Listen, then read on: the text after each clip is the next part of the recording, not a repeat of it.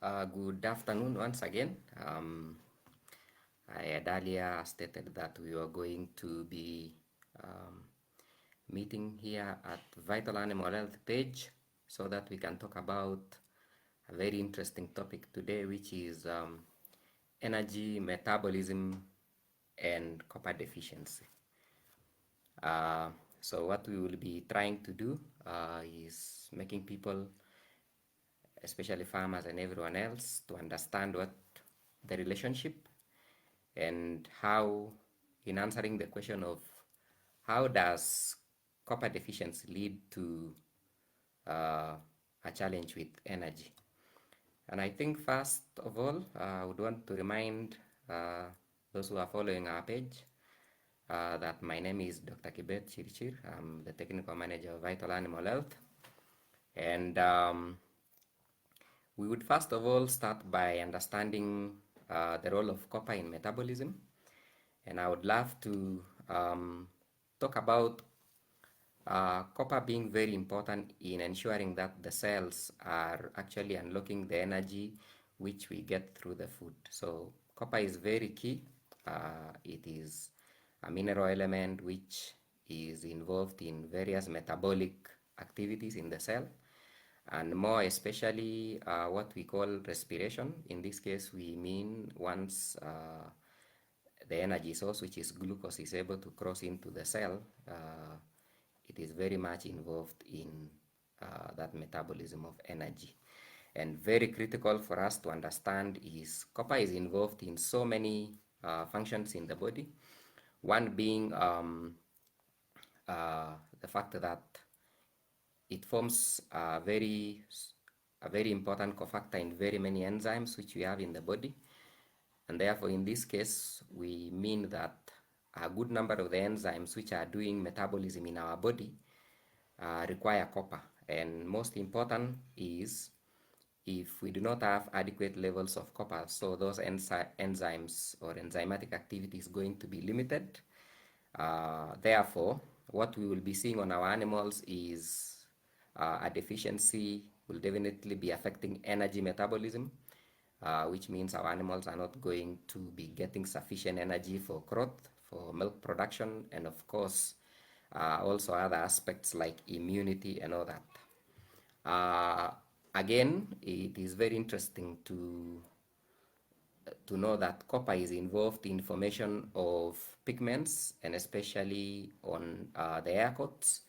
So most of the time, beside having some compromised metabolic functions, you will also be able to see that when you have a deficiency of copper, the air coat color is going to be affected. So what you will be seeing is the air coats on our cows are definitely going to be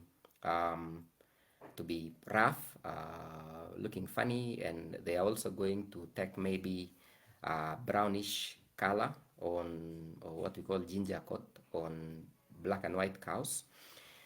When you're looking at sheep and goats, you realize that the pigmentation which you are supposed to see on those animals will tend to be glassy-like or woolly-like, especially on goats. So that's so much about what copper is able to do, and I think it is very important for us now to look at when we have a copper deficiency. So um, what are we going to be seeing? And as I've already said, if we need energy for growth, for milk production, and also for reproduction, then in the event that we do not provide sufficient levels of copper to our animals, then definitely you are going to have a reduction in production. So you will have animals which are not able to give you milk because you require a lot of energy to produce milk on animals. Our animals are not going to grow as required. We are also going to have issues with animals not conceiving and a few other things which are related to a failed reproduction. So copper is very essential. As I have said, it is very important in unlocking the energy which is in the feed which we give to the animals. Um, so what we are saying is copper in itself is not actually the one which gives energy to the animal. All we are saying is in the absence of copper, copper is the one which unlocks all the energy which we need for the animals and enables them to function quite well. So when we do not have sufficient levels of copper, then we are going to have a compromise on all that. Uh, Having talked about the impact on production, then I think the other issue which I'm going to be talking about now will be that how we are able to know copper deficiency. And I think I would start by looking at copper deficiency in two forms. One is what we call primary copper deficiency. And in this case, what we mean is copper is not adequate in the diet.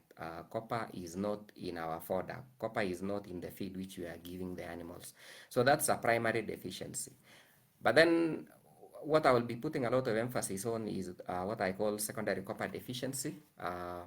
And in secondary copper deficiency, what we see is that 95% of almost all the cases of copper deficiency we experience is actually due to the second one, and it actually results from when we have a few elements which are in the diet which are interacting with copper, and at the end of the day it renders it unavailable. And we are going to be looking at mineral interactions in this case, and what is very common when we are talking about secondary copper deficiency is in situations where we have some good levels or high levels of iron and sulfur, we end up with secondary copper deficiency. And in other incidences, you can also have where we have sulfur and molybdenum in our feed or in the body, which will end up locking up copper. So on the first scenario where we have copper being locked up due to high levels of iron and sulfur, that often happens along the gastrointestinal system. So you have you do not have free copper molecules which are able to be absorbed through the intestinal lining, because that copper has been bound. It is not. It is now a complex molecule, so it ends up maybe in feces. On the second part, it may happen along the GIT, or it may happen within the body, where we are having excess molybdenum binding copper, and when in the presence of some sulfur molecules, which we know sometimes form part of the feed, and when that happens, we do not have sufficient levels of. So now you can imagine if all the copper you've been feeding to your cows is not available in the cells, then even if you fed adequate levels of feed, you have provided sufficient nutrients, then you do not expect your animals to perform optimally because you have limited that mineral element.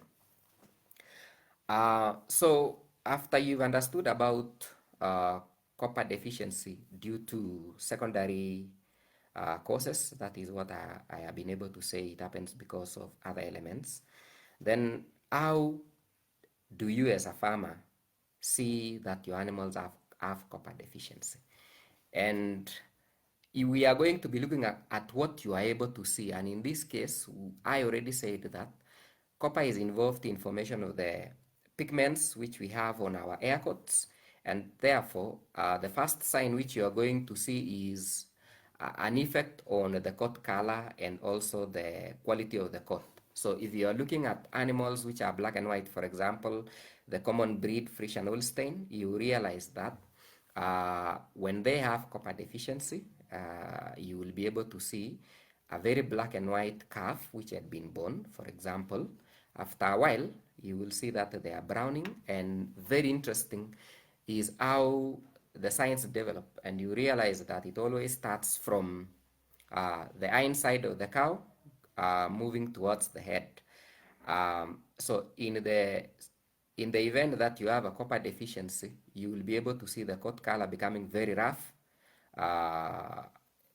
It's also gingering in color, or it's turning brown. And in most cases, farmers are not able to understand why calves which are looking so beautiful, after about 1 month, they are now looking like they were a different breed. So that is one of the signs of copper deficiency. The other one which we commonly see is, we know that the deficiency is affecting the coat color. So what you see in most animals is around the eyes, most of the hairs around the eyes are going to either turn brown or towards colorless, and you will hear most people saying they develop the eyes look like the animals have put on spectacles. So there will be hairs around the eyes which are changing color, and you can be able to see from very far. You can also be able to see with animals which are yielding milk, and you will see that on their hind legs, uh, the hairs around there are going to be turning brown. And even in animals which are being supplemented quite well and they are being fed some good amounts of minerals, you will also realize that they may show those signs of copper deficiency. So having said all that, of course, I think the next discussion which we are going to have will be, so how do we manage the problem of copper deficiency? And the only way to manage is by providing copper in a mineral mix. And what we mean in this is you need a well-balanced, well-formulated mineral supplement which has adequate levels of copper, so that the animal can be in a position to absorb that copper and let it be available for the cells for purposes of metabolism. And the reason why I'm insisting on buying a well-formulated and well-balanced mineral supplement is because copper also in high levels can lead to very serious toxicities, and it can even kill your animals. So it is very important for you to note that it is required in very low levels. Actually, you're talking about in milligrams every day. So it's very important for you to use a very good, well-formulated mineral so that you can avoid copper toxicity. And when you feed your animals with a good mineral supplement, then you should be able to reverse copper deficiency, and you realize that it goes away the way it came. When you feed a good mineral supplement, the brown rough hair coats, which started from the back of the animal, that is around the legs, going towards the head, there will be recovery from the head going towards the leg. So that's the recovery which you are talking about, and you will be able to see that most of those animals which are black and white, animals which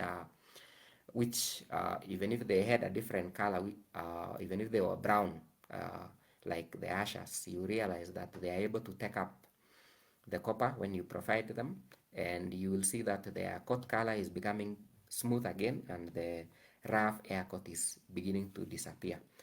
So that is so much about copper deficiency. And when you have copper deficiency, as I have said, you will not have enough energy in the cells, and we need that energy to produce more milk. We need that energy to enable animals to come on, eat and reproduce.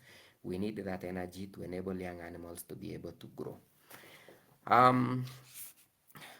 I am receiving a lot of questions which are coming. I think the topic is really attracting some very good interests from guys, and I think I'm very grateful that there are so many visitors on our page today. And I'm beginning to pay attention to some of the questions which are coming around concerning this topic of energy metabolism and copper deficiency. And I can see a guy from Bomet here called Elfi Sang. He's asking almost what I've been able to address, that when I see brown orange hair coats on my black animals, does it always signify copper deficiency? And I think the answer to that, which I can be able to give, is by saying that if it's coming along with rough hair coats and it is showing there is more brownness on the hind legs or the hair coats on the half, let's say you're talking about from half the middle of the animal going back to the hind legs, then definitely that will be copper deficiency. And the only way to confirm copper deficiency in this case is when you start providing sufficient levels of minerals, you will be able to reverse that. Dennis Mwangi as well is asking a question here, and you can be able to see that he's asking what are the effects of copper deficiency since they have a brown hair coat. And I think what I can be able to say here is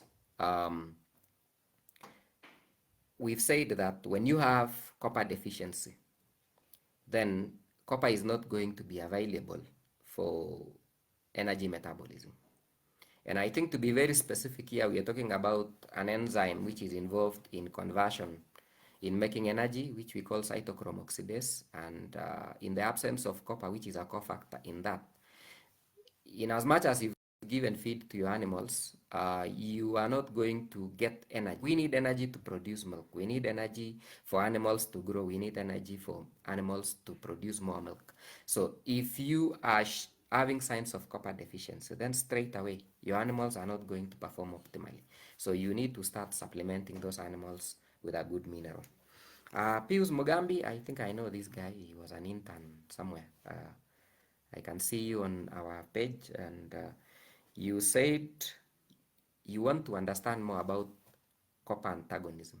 And what we mean by this, when I talk about copper antagonism, we are actually looking at mineral interactions which happen, which make copper unavailable for the animals. And I already said in the gastrointestinal system, that is the rumen together with being along the gastrointestinal system, you realize that when you have so much iron in the diet, and I think that's a very common thing in our country, you will see a lot of red soils and all that. So when you have iron molecules and sulfur molecules being available, when you when that combines with copper, the copper will not be available because a very huge molecule is going to be formed which cannot be absorbed through the which cannot be absorbed through the gastrointestinal system to be available for the cells to utilize. Instead, that copper molecule is going to go down into feces. And on the other side is when you have in areas, for example, where the soils are a bit alkaline, we know that molybdenum is very high in the soils.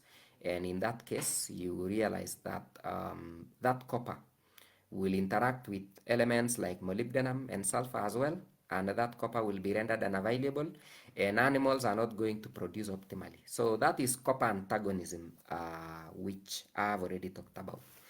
I can see someone calling herself Mama Shiro on our page, asking that she has been using Vitamin and she's been able to read that on our label, there is somewhere written that there are 3 types of copper on our mineral elements. So she wants to understand what benefit does that have. And as I said, a good mineral formulator, and I think we as Vital Animal Health, which we produce the famous Vital Mineral brand, we know that there is copper antagonism in our country. We know that there is so much iron as well in our forages and in our soils. In some areas, we know they are a bit alkaline and they need and they might be having a lot of molybdenum on their soils. So the only way to go around this copper lockup thing is to be in a position to provide different types of copper salts so that you can be able to at least go around the antagonism which we know will be there. So our minerals in most cases have 3 types of copper, where each of them is having a site which it's going to function fine. We have 1 type of salt which we know in the rumen it's going to survive the antagonism. We know some of the salts which we have are going to work well when they get to the abomasum, and others are going to be much more available along the gastrointestinal system.